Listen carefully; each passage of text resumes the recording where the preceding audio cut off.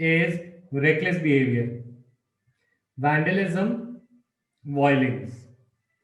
ठीक है, तो first immediate, what is the immediate, अगर कोई ड्रग या अल्कोहल लेता है तो इमीडिएटली क्या एडवर्स इफेक्ट उसमें देखने को मिलते हैं?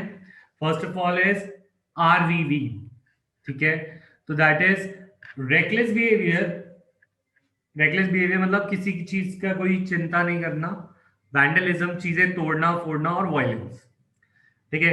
And what is the excessive dose से क्या होता है? एक्सेसिव डोज से होता है coma and death due to respiratory failure, heart failure and cerebral haemorrhage, ठीक है। तो अब बात आ रही है, सबसे पहले हम तीन पार्ट्स में सिंपली डिवाइड करा जा रहा है इस चीज को। सपोज व्हाट इज, हम इफेक्ट्स पढ़ रहे हैं, what are the effects of alcohol and drug abuse.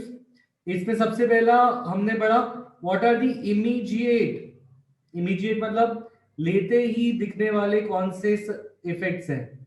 Immediate effects हैं हमारे reckless behaviour, violence and vandalism, चीजों का तोड़ फोड़।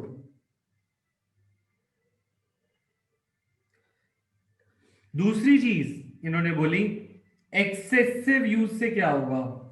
वैंडलिज्म, ठीक है। अब second is what if it is taken in excessive dose, अगर तुमने ले ली, ओवरडोज ले ली, तो क्या होगा? It will lead to coma, death, respiratory failure. Death क्यों होती है? डेथ होती है ड्यू टू रेस्पिरेटरी फेलियर,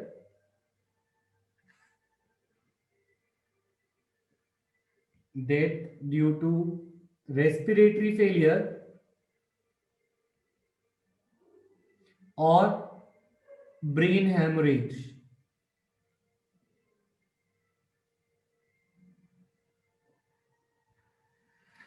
ठीक है। थर्ड चीज, अगर तुमने कॉम्बिनेशन में ले लिया alcohol and drug with combination, दोनों चीजें एक साथ, तो combination leads to overdose, overdose lead to death, combination से it can lead to overdose and it can lead to death again due to the above said reason, that is respiratory failure and cerebral hemorrhage।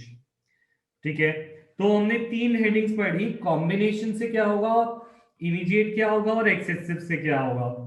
तो ये तो हो गए हमारे effects, ठीक है। Next, अब वार्निंग साइंस हमसे पूछा नहीं है इस क्वेश्चन में, पर वार्निंग साइंस हम ऐसे ही रीड कर लेते हैं कि अगर what are the warning science of a person taking alcohol और ड्रग, तो स्कूल या academic performance, absence from school, lack of hygiene, withdrawal, isolation, depression, fatigue, aggressiveness, rebellious behavior, deteriorating relationship with friends and family. This is something we can write on our own, क्योंकि यहाँ पे बहुत कुछ है लिखने के लिए, ये तो हमें याद रह जाएगा। This is nothing more, nothing important, ठीक है। ऐसे हम इसको लिख ही लेंगे, change in sleeping pattern, eating pattern, fluctuation, weight and appetite, जो भी चीजें खराब हैं वो सारी चीजें डाल सकते हो।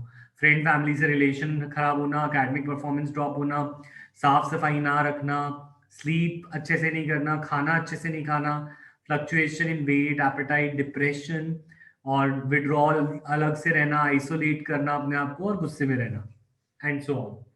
ठीक है, अब बात में आती है what are the far reaching implication. तो हम इफेक्ट्स पढ़ ही रहे हैं, ये तो बॉडी पे इफेक्ट्स हो गए। अब अगर हम उसकी फार रीचिंग इफेक्ट्स देखें जो इंसान की लाइफ को ही बदल दे, तो what are these far reaching implications? First of all यहां पे लिखा है दैट इज अ पर्सन में स्टार्ट स्टीलिंग, ठीक है, क्योंकि जब उसे नहीं मिलेगा अल्कोहल या ड्रग तो दे मे टर्न टू स्टीलिंग, ठीक है। उसके अलावा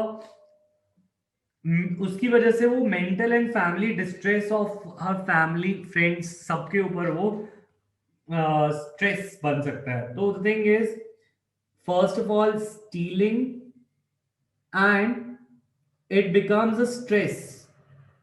तुम्हारे को स्ट्रेस नहीं होता अगर तुम ड्रग्स लेते हो, तो तुम्हारे फैमिली और फ्रेंड्स के लिए वो एक बर्डन बन जाता है, एक स्ट्रेस बन जाता है. ठीक है, नेक्स्ट. उसके अलावा दिस इज नॉट ऑल. इसके अलावा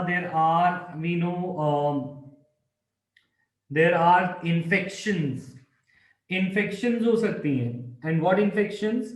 drug abusers get more prone to HIV, AIDS, syphilis, hepatitis, है ना, syphilis, gonorrhoea,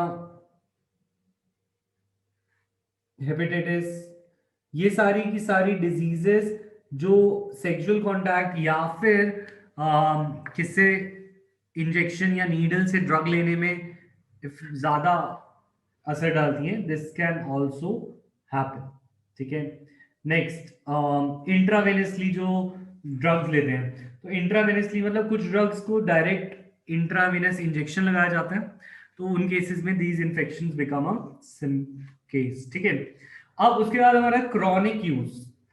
what about chronic use? Chronic मतलब तुम सालों से ले रहे हो, ठीक है, आज तक कोई इमीडिएट इफेक्ट नहीं आया, एक्सेसिव नहीं आया, कोई कॉम्बिनेशन का इफेक्ट नहीं आया, फार रीचिंग इम्प्लीकेशन नहीं है, but still it is taking a tall on your body. Why? Because अगर चाइल्डहुड से कोई ले रहा है, यूजुअली अल्कोहल ले रहा है, तो अल्कोहल से it leads to, chronic use leads to nervous and liver damage. तो उसका नर्वस सिस्टम डैमेज हो जाता है और लिवर डैमेज हो जाता है. ठीक है. तो उसके अलावा प्रेगनेंसी के टाइम फीटस को इफेक्ट करता है. तो क्रॉनिक यूज से क्या होगा? क्रॉनिक मतलब लॉन्ग टर्म यूज. ठीक है. तो it will lead to damage to CNS and liver damage.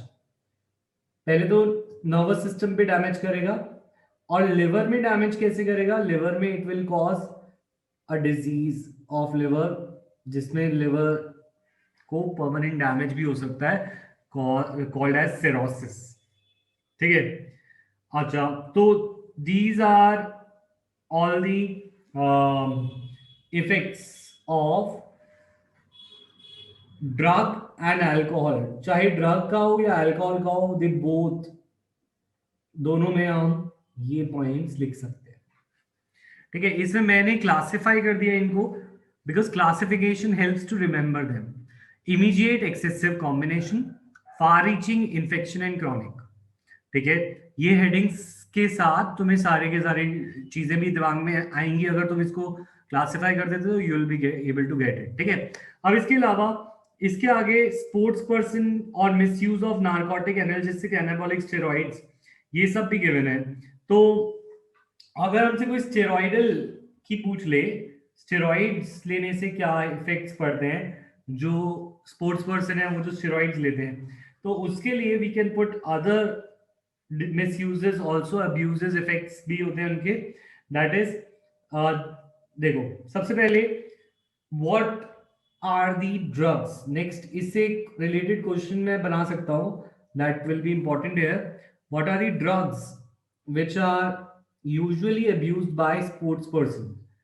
So drugs which are usually abused by sports person. तो स्पोर्ट्स पर्सन कौन सी ड्रग्स ज्यादातर अब्यूज करते हैं? That means they are using it for other purposes, for increasing their stamina etcetera. तो इसका answer यहाँ पे गिवन है. एनाल्जेसिक्स को यूज करते हैं, यानी कि पेन किलर.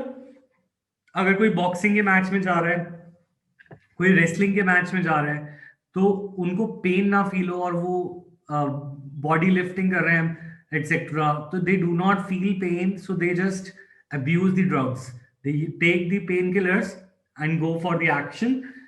ठीक है. सो एनाल्जेसिक्स ऐसे ही स्ट्रेंथ को बढ़ाने के लिए, अपने मसल स्ट्रेंथ को बढ़ाने के लिए, मसल की मास को बढ़ाने के लिए, there is anabolic steroids. Anabolic steroids के अलावा डायूरेटिक्स होते हैं. Diuretics actually increase the urine production and also has a effect, ठीक है। हाँ, तो हार्ट रेट पे डायूरेटिक्स का इफेक्ट होता है, राइट। और इनका भी होता है एनाबॉलिक स्टेरॉइड, जैसे कि हमारे टेस्टोस्टेरॉन एक्सेट्रा, उससे मसल मास बढ़ता है ना। तो सर्टेन हार्मोन्स और भी हार्मोन्स लिए जाते हैं to increase the muscle strength, bulk, promote aggressiveness and increase the athletic performance. तो अगर हमसे क्वेश्चन आए कि कौन कौन सी ड्रग्स यूज करते हैं, तो सबसे पहले analgesics, that are the pain killers. Secondly there is steroids, anabolic steroids. Anabolic क्या होते हैं? जो सिंथेसिस करते हैं। एनाबॉलिज्म हमारी मेटाबॉलिज्म में दो तरह की रिएक्शन होती है। एक होती है कैटाबॉलिज्म जो तोड़ती है चीजों को, एनाबॉलिज्म जो जोड़ती है चीजों को। तो एनाबॉलिक स्टेरॉइड्स हमारी बॉडी में प्रोटीन्स को जोड़कर मसल्स बनाते हैं, तो this is use for making muscles, ठीक है। उसके अलावा डायूरेटिक्स जो होते हैं हार्ट रेट को बढ़ाते हैं, वेरी गुड, और हार्ट रेट से उनको इंक्रीज परफॉर्मेंस मिलती है, राइट। उसके अलावा other hormones are also used, ठीक है। Other hormones are also used, जैसे फॉर एग्जाम्पल अगर तुम्हें स्टेरॉइड्स में ही होता है वैसे, तो वो देंगे एड्रिनल एड्रिनलिन हॉर्मोन्स होते हैं, ठीक है। ऐसे हॉर्मोन्स जो फाइट के लिए यूज होते हैं। So next the thing is, अब इन सब का क्या साइड इफेक्ट्स है? तो what are the side effects of anabolic steroids? अगर हम स्टेरॉइड्स की बात करें तो उनके साइड इफेक्ट्स अलग है then alcohol and drug abuse. So I thought it is important to bring up here कि अगर स्टेरॉइड्स जैसी ड्रग्स का यूज आए, साइड इफेक्ट आए, तो हमें क्या लिखना है? What are the side effect of anabolic steroids?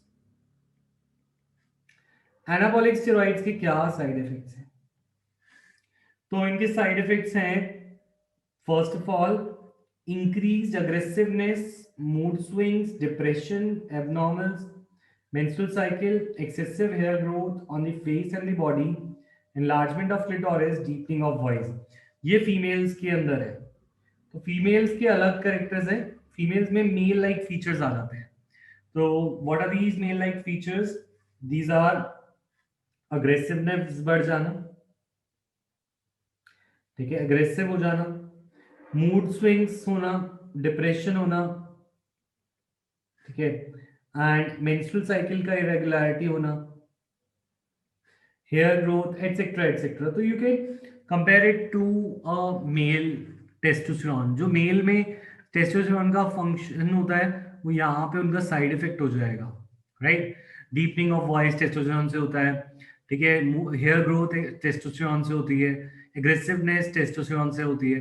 तो ये मैस्कुलिनेशन हो जाता है, फीमेल्स में मेल लाइक फीचर्स आ जाते हैं। क्यों? क्योंकि एनाबॉलिक स्टेरॉइड्स में यूजुअली टेस्टोस्टेरोन जैसे ही हार्मोन्स दिए जाते हैं और टेस्टोस्टेरोन ही दिया जाता है। तो if female takes male hormones जो कि ऑलरेडी होते हैं उनकी बॉडी में बट कम अमाउंट में होते हैं, ज्यादा अमाउंट में होंगे तो they will cause male like features, ठीक है। ऑन दी अदर हैंड अगर हम बात करें मेल्स में, तो मेल्स में उल्टा होता है। मेल्स में क्या होता है? मेल्स में एक्ने, अग्रेसिवनेस तो बढ़ती है, मूड स्विंग्स भी होते हैं, ठीक है, डिप्रेशन, वो सारी चीजें कॉमन हो गई। उसके अलावा there is decrease in the size of the testicles, ठीक है। टेस्टिकल्स मींस जो टेस्टोस्टेरोन प्रोड्यूसिंग टेस्टीज है, टेस्टीज की बात हो रही है, ठीक है। स्पर्म प्रोडक्शन डिक्रीज हो जाता है, और liver dysfunction, kidney dysfunction, breast enlargement, premature baldness, enlargement of the prostate gland, ये सारे मेल के फीचर्स हैं। So you have to learn them separately. बस मैं यहाँ पे तुम्हें एक चीज बता रहा था कि अगर side effects of anabolic steroids आते हैं, you don't have to write this, this is for drugs, drugs like cocaine, heroin, ठीक है, एक्सेट्रा, तो उनमें हम ये लिख सकते हैं। बट अगर एनाबॉलिक स्टेरॉइड्स आता है तो हमें ये लिखना है साइड इफेक्ट्स, ठीक है। So is this all clear, yes और नो? उसके अलावा हाँ, अगर कोई बचपन में ही ऐसे बॉडी बिल्डिंग करने लग जाए तो उसकी हाइट रुक जाएगी, फेशियल और बॉडी हेल्थ में आ जाएंगे। तो अगर कोई एडोलसेंट यानी कि यंग एज में जिम जाता है और जिम जाके स्टेरॉइड्स ले लेता है, तो उसकी बोन्स में स्टंटेड ग्रोथ रह जाएगी और ग्रोथ प्रॉपर नहीं हो पाएगी। तो बच्चों में भी इन स्टेरॉइडल हॉर्मोन्स के साइड इफेक्ट्स होते हैं. So this is all that you have to remember from this topic. Clear यहां तक? नेक्स्ट.